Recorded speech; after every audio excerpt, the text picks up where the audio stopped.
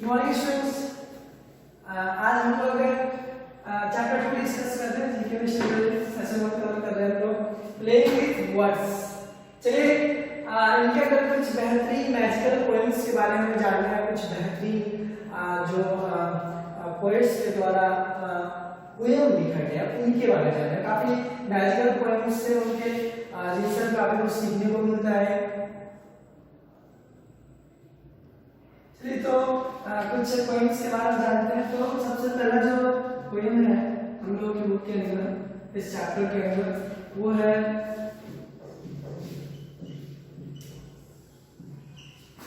The charge of the light brigade. The charge of the light brigade. चलिए इनके बारे में कुछ जानते हैं हम, कुछ इंपॉर्टेंट फैक्ट्स के बारे में जानते हैं। तो सबसे पहले बात करें इनकी 25 अक्टूबर 1854 इसकी जगह करेंगे the charge of the light brigade. इनके जो पोएट है उनका नाम है लॉर्ड अल्फ्रेड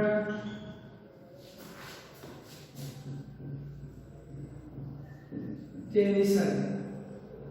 ये इनके पोएट का जो कवि है उनका नाम है और ये उनका पोएम का नाम है, ये उनकी रचना है the charge of the light brigade.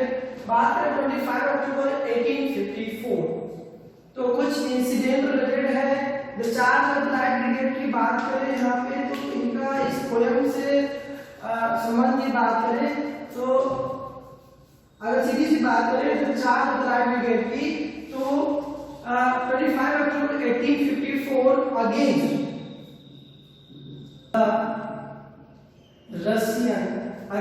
the Russian forces,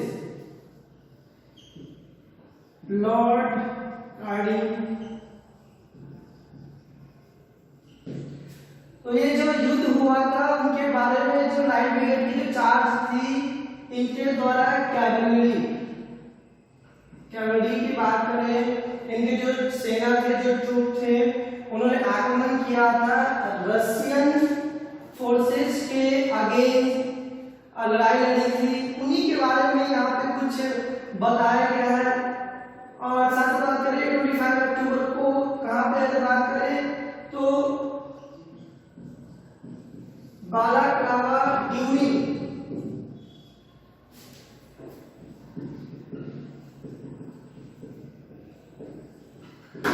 Crimean war की बात करें तो रशिया के अगेंस्ट वॉर हो रही थी।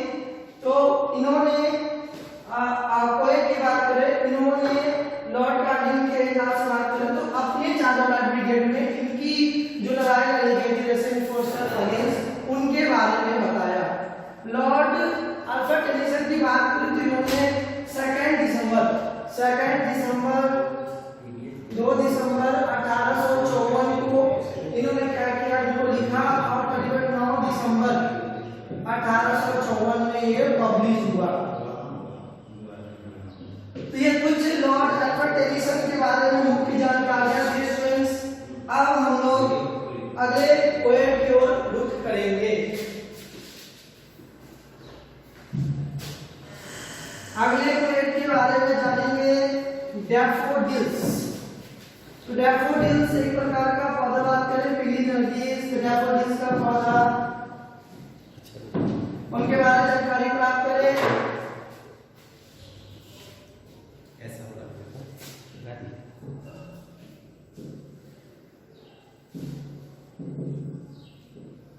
तो डैफोडिल्स पोएम, उनके पोएट की अगर हम लोग बात करें तो विलियम्स।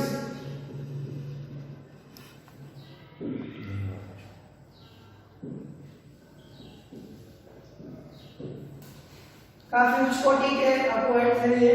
तो विलियम फोर्ड की रचना है डैफोडिल्स। इनके बारे में बात करें नॉर्मली तो यहाँ पे हम लोग बात कर सकते हैं विलियम फोर्ड के बारे में।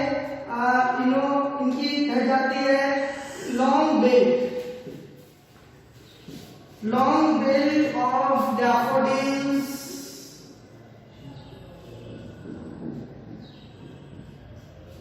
जब भी एक टाइम की बात है, he came across along the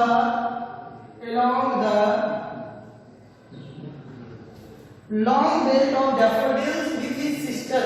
अपनी बहन के साथ भ्रमण करते हुए जो डैफोडिल्स के उधर का बगीचा की बात करें तो वहां पे इन्होंने इनको देखते हुए आई वॉन्डर, डैफोडिल्स का दूसरी बात करें जो दूसरे शब्दों में कह सकते हैं आई वॉन्डर लोनली एज क्लाउड, तो इन्होंने अपनी सिस्टर के साथ घूमते हुए विथ हिज सिस्टर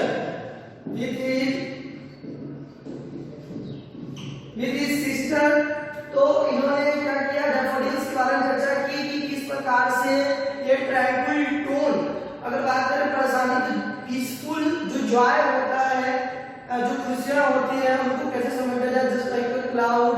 और भी बहुत इंपॉर्टेंट बात इन्होंने इनमें कही है, कुछ मुख्य पॉइंट्स जिनके बारे में जाना।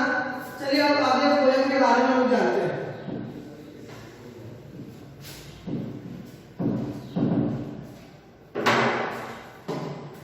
अगले पोएम के बारे में बात करेंगे स्टूडेंट्स, तो इनमें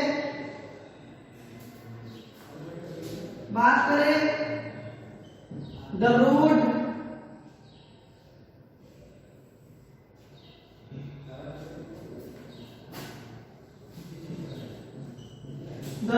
not taken by Robert Frost.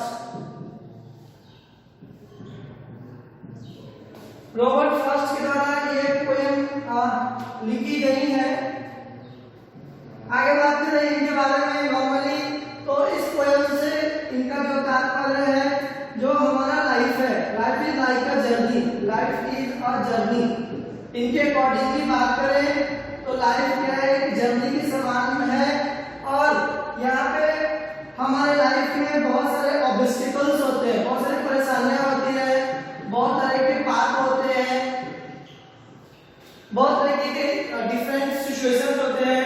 तो इंसान को अपने अकॉर्डिंग किन हालातों में किन रास्तों को चुनना चाहिए उनके बारे में उन्होंने कुछ जानकारी देने की कोशिश की। काफी अच्छा पोएम है।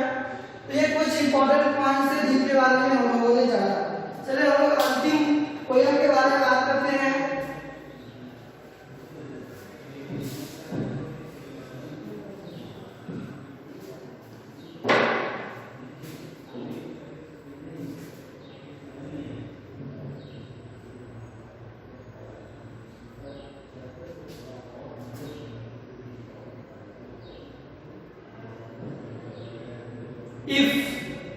इफ की बात करें,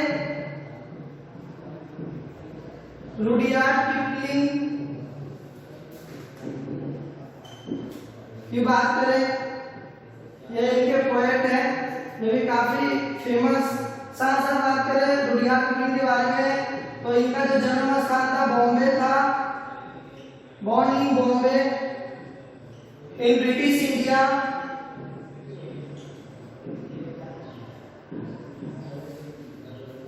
और इनके जो राइटर जो मरे, मतलब कहाँ पे मरे, तो लंदन यूके में। आगे बात करें यहाँ पर रुडियार्ड किपलिंग की बात करें, इन्होंने एक काफी अच्छा वर्णन किया है। और ये रुडियार्ड किपलिंग की बात करें शॉर्ट स्टोरी राइटर थे, साथ साथ नोवेलिस्ट थे और पोएट लोग साथ साथ में थे। तो आगे चर्चा करेंगे स्टूडेंट्स इनके बारे में। तो इस पोएम में इन्होंने अपने सन को, इनका जो बेटा है उनको एड्रेस करते हुए कहा, he addressed his son। उन्होंने अपने सन को, अपने यंग सन को उन्होंने